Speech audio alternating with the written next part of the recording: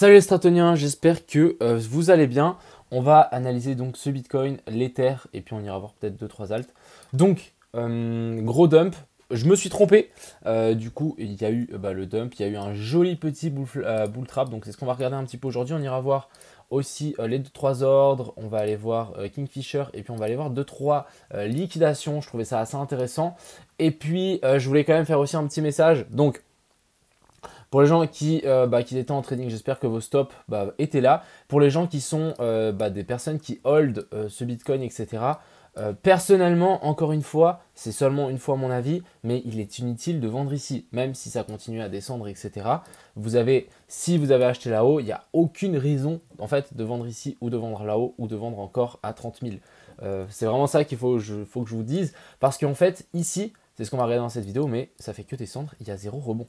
Donc je trouvais ça assez un petit peu, c'est super bizarre. Bref, on est tout de suite parti dans cette vidéo. Crypto,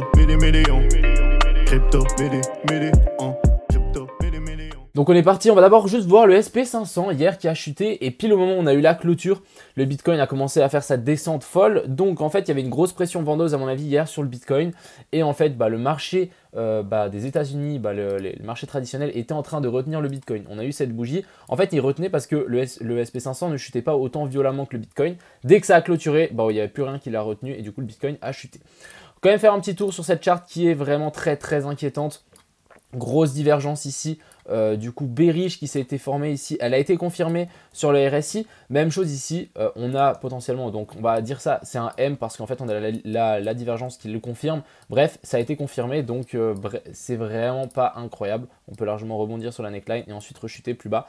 Donc ici le SP500 vraiment en mauvaise posture, par exemple, genre, je vais juste vous montrer par exemple Netflix, on en a 2-3 autres qui ont fait des sales mouvements ici, épaule, tête, épaule, boom, breakout, et là c'est parti vraiment extrêmement violemment. On a par exemple aussi Apple, non, c'est pas, il ne faut pas que je mette Apple USDT, mais si on regarde Apple et Amazon, vraiment les charts elles sont vraiment moches. Hier on a analysé ça en live, grosse épaule, tête, épaule, on l'a confirmé, on a même cassé, plus confirmé avec retest, donc là c'est encore moche. Donc vraiment faites attention, le monde va mal, donc c'est très possible que ça nous pousse ce Bitcoin. Maintenant quand même parlons de ce Bitcoin ici, cette énorme chute. Donc hier, je me suis fait piéger, je pense que je ne dois pas être le seul, on est pas mal de personnes à s'être fait piéger ici. Magnifique bull flag, bull trap. Donc ouais, je vais dire magnifique. Personnellement, j'ai perdu beaucoup d'argent dans cette baisse, mais voilà, on a eu un beau bull flag ici. On n'avait pas cassé la zone des 44 000. C'était vraiment une autre confirmation haussière, la zone ici des 44 000 pour pouvoir faire en fait ce W ici. Finalement, ça a complètement lâché. Il y a tout qui est parti vers le bas. Alors, comment considérer cette baisse? Donc, je pense que, encore une fois, et je vais rester sur mon analyse, je sais, on est proche du bottom. Je le dis qu'on est depuis là, qu'on est proche du bottom. On est descendu de 10 000 $ depuis que je le dis. Mais de toute façon, pour moi, on est toujours proche du bottom. Pourquoi? C'est parce qu'en fait, on fait que descendre. Un bear market, dans un bear market, on a des montées et des descentes. Parce qu'en fait, un bear market, c'est une tendance baissière. Donc dans une tendance baissière, on a des pumps et des dumps qui descendent comme ça, qui peuvent nous faire un canal baissier. Mais on a rarement des espèces de descentes qui descendent d'un coup. À un moment ou à un autre, on va finir par corriger. Et ensuite, on verra si c'est le bear market. Moi, je dis que si c'est le bear market, on ne va pas continuer à chuter ici indéfiniment pour se retrouver à 10 000 $. Si on doit un jour se retrouver à 10 000 $, que je pense que tout est possible avec ce Bitcoin, on aura un rebond pour ensuite rechuter plus bas. Et c'est à ce moment-là où moi je vais le plus me méfier, et c'est à ce moment-là où si vous ne le sentez pas, il faudra prendre ses profits quand on reviendra vers la zone des zones de rechargement de short, comme ce qu'on fait d'habitude dans une tendance baissière, dans un bear market, etc. Même chose ici, vous voyez, on est descendu, ok là c'est descendu tout droit, mais on a quand même eu un rebond. Là, il n'y a strictement rien. Là, je parle quand même d'un rebond de plusieurs dizaines de pourcents. Hein. Ici, je parle d'un rebond de 25%, et encore c'est rien. Ici, le plus gros rebond qu'on a eu, c'était 14, 15. Donc franchement, pas très intéressant. Et je pense qu'à un moment ou à un autre, on aura un rebond violent. Et si à ce moment-là, on se fait repousser et qu'on recasse en fait, par exemple cette trendline ou des gros niveaux importants, par exemple la zone des 40 000, et qu'on recasse cette zone, là, on pourra se dire, ok, on est en bear market, ça pue. Pour le moment, pas. Moi, je veux encore, si vraiment on doit rentrer en bear market, je veux un plus haut, plus bas que celui-là. Donc, personnellement, je pense qu'on aura un rebond d'un jour à l'autre. Je pense que plus on descend, plus on s'en rapproche du bottom, ce qui est complètement logique. Maintenant, On va aller voir donc ici les ordres de Binance qui commencent à passer. Donc ça, c'est quand même des ordres en spot. Donc ça, c'est vraiment des choses qui peuvent maintenir le marché. Donc là, on commence vraiment à rentrer dans le dur. On a les liquidations sur Kingfisher qui sont aux alentours des 41 300 à 42 000. Donc là, on a un pic de liquidation short. Donc ça, je pense que c'est tous les gens qui ont short la grosse descente. Rien à voir avec les petites liquidations qu'on a maintenant sous la zone des 30 000. Là, il y a clairement un cluster à venir chercher au nord. Et du coup, je me dirais qu'on peut largement remonter vers ce nord. Et ici, même chose, petite liquidation. Donc regardez-moi toutes les liquidations ici qu'on a prises hier pendant la chute. Donc quand on est passé sous la zone des 41 000, regardez-moi ça. Depuis qu'on a fini, ça continue un petit peu à latéraliser. On en a encore un petit peu en dessous. Mais sinon, le cluster est clairement au nord. Donc il faudra vraiment commencer à venir chercher vers le nord.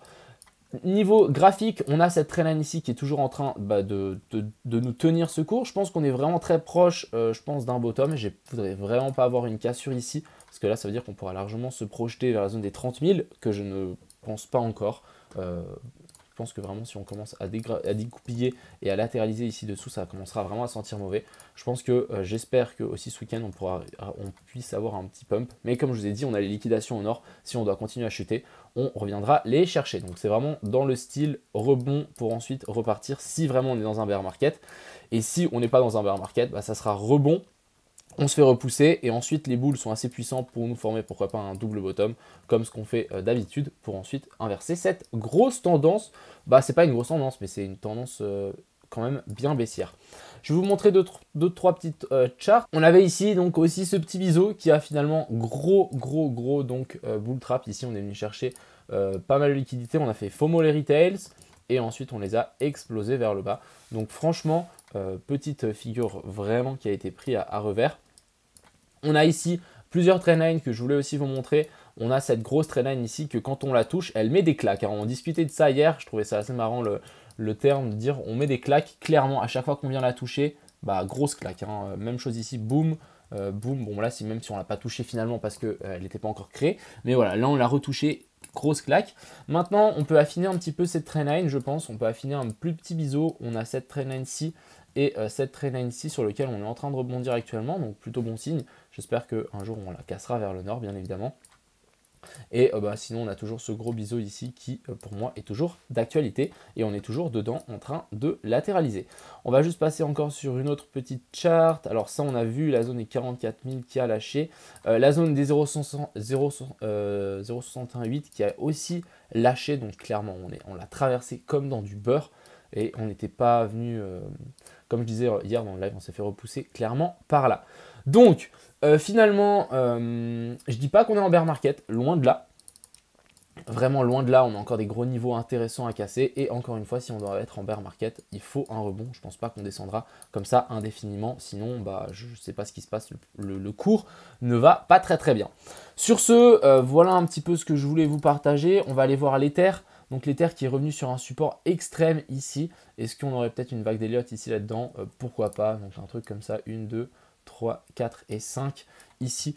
Pourquoi pas? Je pense que ça peut être aussi une belle zone pour l'Ether à rebondir. Donc ça peut un peu nous influencer et nous dire que le Bitcoin, si l'Ether, et on commence à avoir pas mal de grosses salles qui arrivent sur des supports, pourquoi pas avoir un petit rebond. Sinon, on a la Bitcoin dominance. Donc je crois qu'on a eu un petit bug ici sur la chart.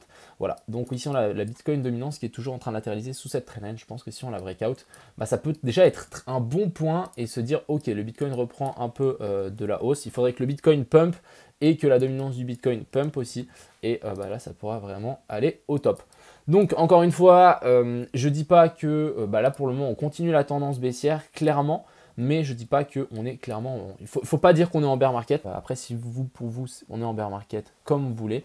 Mais en bear market, sachez que c'est une tendance baissière avec des pumps et des dumps. Et les dumps sont juste plus forts que le pump. Donc voilà un petit peu. Je me suis trompé, ça arrive. Si vous vous trompez jamais, vous êtes super fort. Ce qui n'arrive pas, ne vous inquiétez pas, vous allez vous tromper un jour. Félicitations aux personnes qui ont réussi ici à short et à prendre profit. Alors là, franchement, chapeau à vous. Je pense que ça mérite d'être dit. Et puis, n'hésitez pas à donner votre avis dans les commentaires, ça m'intéresse. N'hésitez pas de les argumenter aussi, ça vaut la peine. Moi, j'aime bien quand c'est argumenté et vous expliquer pourquoi on ira chercher plus bas. Je sais que d'entre vous, il y a beaucoup de personnes qui pensent qu'on ira chercher directement à la zone des 30 000. Expliquez-moi pourquoi vous pensez qu'on va sans doute venir chercher à la zone des 30 000 et ça m'intéresse. Et puis voilà, comme ça j'aurai un petit peu votre avis, permettra un petit peu de changer un petit peu d'avoir une discussion quoi. Donc voilà, j'espère que cette courte vidéo, les alts, je vais pas aller les voir hein, parce que c'est une catastrophe, hein, je vais pas aller les voir clairement, on a juste peut-être le DYDX qui est intéressant, mais franchement le reste, voilà, on a cassé la trendline pour ensuite revenir faire rebond et ensuite on est reparti, je crois qu'il y a des news qui arrivent d'ici la semaine prochaine, dans 2 semaines, donc gros pump, c'est le seul trade qui est en train de passer personnellement. Donc, ce soir, je ne sais pas si je fais un live, normalement il n'y en a pas, mais vu avec les conditions actuelles, je me dis pourquoi pas discuter ensemble, ça peut être super intéressant. Et puis voilà, dites-moi dans les commentaires si ça vous chauffe. Et puis je vous souhaite une excellente soirée et un bon début de week-end. A plus les gars.